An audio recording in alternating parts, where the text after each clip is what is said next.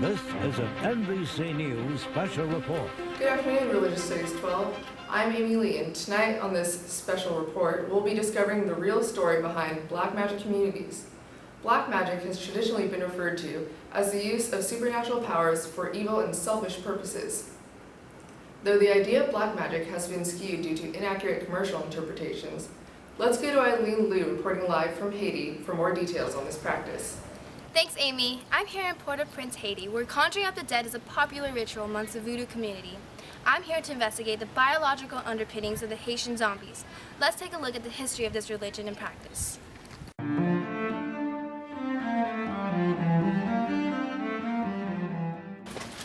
American soldiers returning from Haiti in the early 20s and 30s came home with the arresting details of voodoo potions, black magic, and the living dead zombies. They published their stories in mass-market pulp novels, which in turn inspired horror movies and eventually made their corporeal way to our supermarket aisles during Halloween. But back in Haiti, zombies are still real. In 1937, a woman named Zora Hill Hurston found that there is a voodoo potion that can induce a death-like state, though they concluded that the ingredients were so guarded, no sorcerer would ever reveal them. She encountered the case of a woman who appeared in a village, and a family member claimed that she was Felicia Felix Mentor, a relative who had died and been buried in 1907. Hurston pursued rumors that the affected persons were given powerful psychoactive drugs, but was unable to find anyone who would willingly give out information. Several decades later, a Harvard ethnobotanist, Wade Davis, gained trust and uncovered secrets of the potion. He presented a pharmacological case for zombies in 2 books, The Serpent and the Rainbow and The Passage of Darkness. He claimed that a living person can be turned into a zombie by 2 special powders, coupe de pudor and a disruptive drug, being introduced into the bloodstream via a wound. Together, these powders were said to induce a death-like state in which the will of the victim would be entirely subject to that of the Bokor. The process described by Davis was an initial state of death-like suspended animation, followed by reawakening, typically after being buried, into a psychotic state.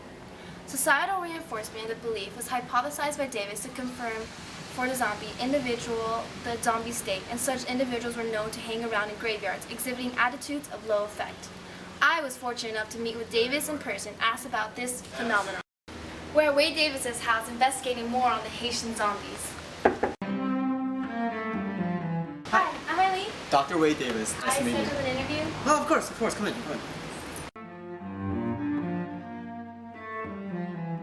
So, what's your take on the Haitian voodoo community?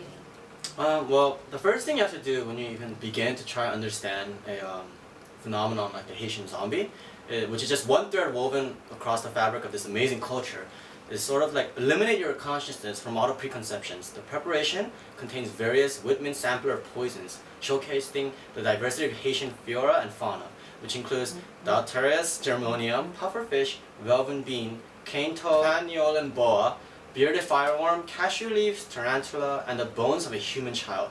Toxins that can all bring down the state of apparent death so profound that it would bring someone who has lived at the edge of death a threshold for which they can recover. In Haiti, this practice is a crime on par with murder. It destroys human life.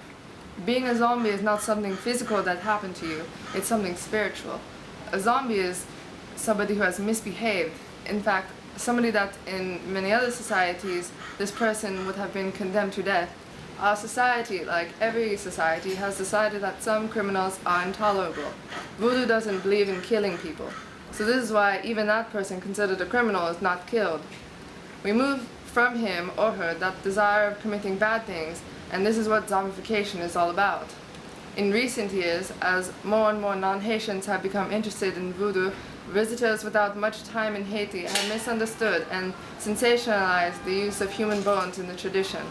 These sacred relics of their ancestors, both biological and through initiatory lineage, are highly valuable objects. Their ownership indicates respect and reverence for ancestral spirits. Along this journey in Haiti, I collected the items needed to make the sacred powder. So now, I'd like to share with you guys and try to make some myself. So these are the ingredients I'm going to use. Each ingredient contains a lot of poison in it, and that's what we're going to do. We're going to squeeze out the poison. We have to make we're going to make it into a powder. It's called a zombifying powder. And we're going to start with a datrus germonium, a pufferfish, which I have de-spiketified. That's a word. You squeeze out all the poisonous juice from it. And lastly, put it in there.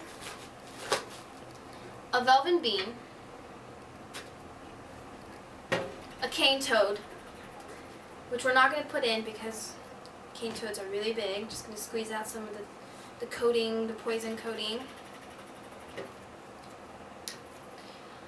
An Hispaniolan boa, a bearded fireworm, cashew leaves, a tarantula, and finally, skull of a child, which I'm going to crush and only use partially.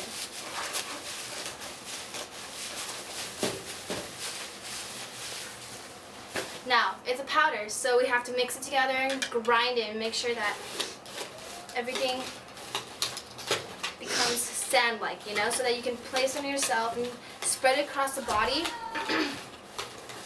so that you can kill, if it's alive, if the victim is alive, you can kill or just zombify whoever's already dead.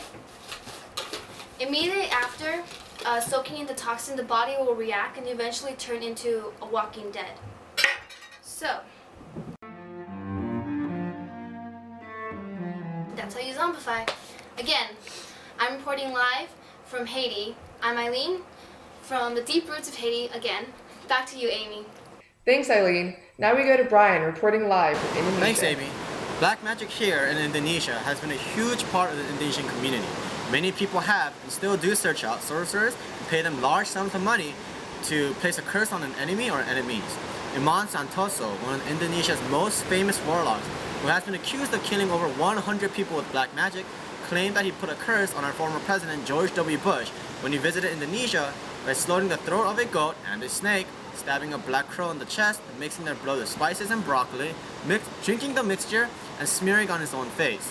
Iman also told us that he drinks human blood every night before going to sleep to protect himself against evil spirits and curses anyone may have placed upon him as revenge.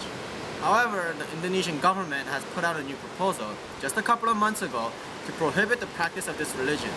Anyone that claims that their actions can cause mental or physical suffering of another person can be fined up to $35,000 US dollars or face up to 5 years in prison. Not all black magic has been about hoping ill will upon someone else. Older generations of Indonesian families believe that one must be buried in their home village.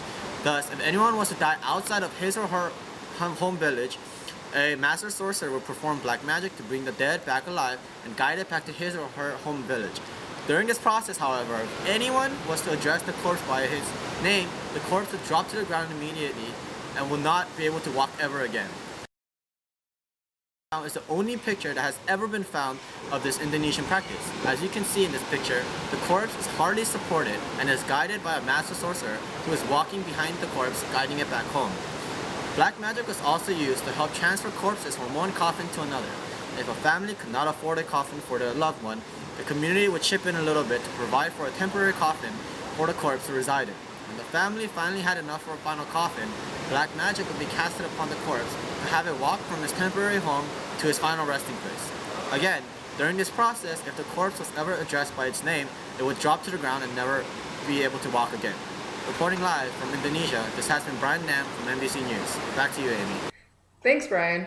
Right here in the United States, voodoo finds its home in New Orleans, Louisiana. I took a closer look into this community that practiced this religion. Right here in the United States, black magic voodoo finds its home in New Orleans, Louisiana. While most people associate black magic with the audibly similar hoodoo, also known as conjure, hoodoo and voodoo beliefs are very distinct. Louisiana, or New Orleans voodoo, is first and foremost a religion. Originating from African diaspora, New Orleans voodoo has developed into a syncretism of Catholicism, Afro-American religions, and Francophone culture. Followers believe in one abstract, omnipotent, and unknowable God who does not interfere with people's lives, as well as other spirits, or Loa, that preside over people's daily lives. These Loa rule over the world's affairs in matters of family, love, work, health, justice, and the harvest, among other things. Offerings are made to appropriate Loa to ensure success in those areas. Connections can be made through dance, music, singing, and dolls.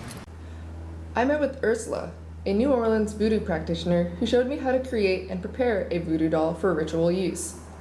The process for making a voodoo doll to use in ritual and meditation involves charging it. Ritual charging requires directing your energy towards something and feeding it with your energy. To charge a voodoo doll, you must complete the 4 following steps. These steps are clearing, creating, consecrating, and baptizing the doll. In the clearing process, Ursula will neutralize or remove the energy that pre-exists in any of the materials used to make the voodoo doll.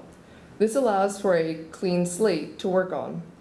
The dolls are made from both natural and manufactured items, such as beads, buttons, fabric, thread, paint, and glue. Each of these manufactured items has been touched by other human hands in the process of their own creation, which leaves a residual energy either from the people or machines that created them. Used items will definitely have energy attached to them that is not aligned with her specific purpose. There are many ways to clear an object. For example, placing your hand over the object and directing your energy through it, washing the item with salt water, sprinkling the item with salt, smudging the item with purifying incense such as sandalwood or sage, placing it in sun or moonlight, or burying it in the earth and allowing Mother Earth to transform the energy. The method does not matter. Here, Ursula chooses to sprinkle the materials with salt.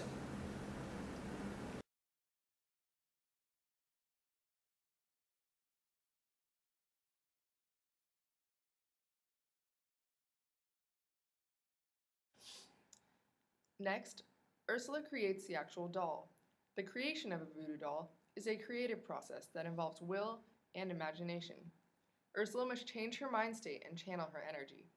It is extremely important for Ursula to be mindful of her intent and exercise self-discipline with regards to her behavior during this process. This includes her thoughts and words that she speaks. She prepares to mesmerize. In the first step of creation, Ursula will anoint herself with holy oil and say a short prayer or meditation asking the high power to work with her during the process and help her accomplish her goals. She will achieve a trance-like state that is in complete harmony with the change she desires to create. This state can feel dreamlike and calming, where she becomes one with the world of spirit.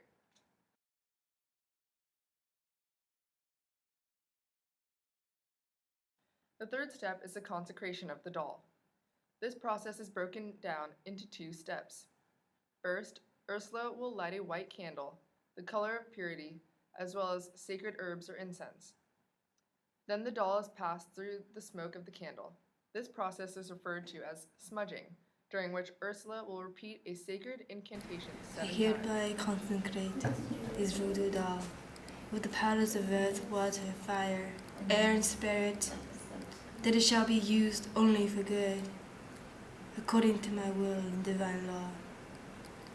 May it serve me well in this world, between worlds, and in all worlds, so mote it be.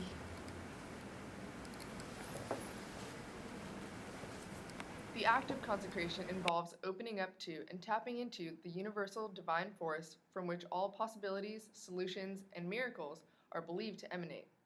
To consecrate the doll is thought to connect it to this universal divine force and to declare it sacred or appropriate for ritual use.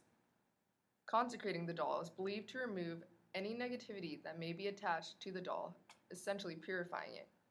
It removes the vibrational energies of anyone who has handled the object besides Ursula. This is the foundation of any effective magic or ceremonial work. The final step in preparing the voodoo doll for ritual is baptism. Once cleared, created, and consecrated, a voodoo doll is baptized in the target's name. Naming the doll is the first step to awakening it, bringing it to life. Similar to the consecration, the baptism process requires the repeating of incantations. Ursula declined when I asked if we could know why she was making a voodoo doll of this person. As day goes by and time is infinite, I alone now control the deepest desire, dreams, and action to Bellatrix. Your life is now as joyful servant to me. You are mine to control for my purpose alone. Spellbooks and spellcasting kits are easily available on the internet, but Ursula says the most effective and powerful spells are not found written in any book, but rather those unique words that come from the heart and are divinely inspired. I'm Amy Lee reporting from New Orleans, Louisiana. That's it for this RS12 special report. Until next time, I'm Amy Lee. Good luck on your finals.